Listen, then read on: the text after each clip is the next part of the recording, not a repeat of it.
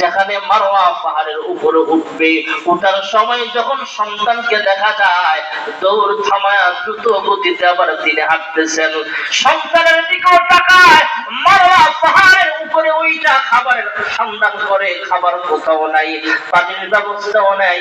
আবার সাফা পাহাড়ে গেলেন, আবার মারওয়ায় আসলেন, আবার সাফা পাহাড়ে গেলেন, আবার আসলেন, আবার গেলেন, আবার মারওয়া পাহাড়ে যখন আসলেন 7 নম্বর যখন চক্করটা মারলেন, তখন হযরতে মা হাজেরা তাকায় দেখলেন হযরতে ইসমাইলের পায়ের গোড়ালি থেকে পানির ঝর্ণা চালু হয়ে গেছে। যখন সুবহানাল্লাহ।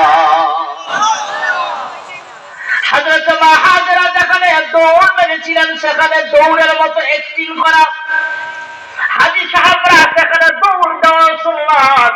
কিয়ামত পর্যন্ত যত হাজী সাহেবরা হজ করতে যাবেন, সাফা মারওয়া আদম হযরতে হাওয়া আলাইহিস সালাম সন্তানকে বাঁচানোর জন্য, খাবার তালাশ করার জন্য যে দৌড় মারছে এক পাহাড় থেকে আরেক পাহাড়ে, এই দৌড়টাও আমার আল্লাহ কবুল করে নিয়েছেন।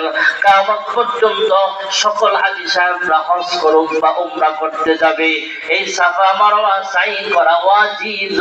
সুবহানাল্লাহ। إن الصفا والمروة من شعائر الله فمن حج البيت أو اعتمر فلا جناح عليه أن يطوف بهما ومن تطوع خيرا فإن الله شاكر عليم। আল্লাহ রাব্বুল আলামিন কিয়ামত পর্যন্ত সকল হাজী সাহেবদের উপরে এটা ওয়াজিব করে দিয়েছেন। সুবহানাল্লাহ বলেন।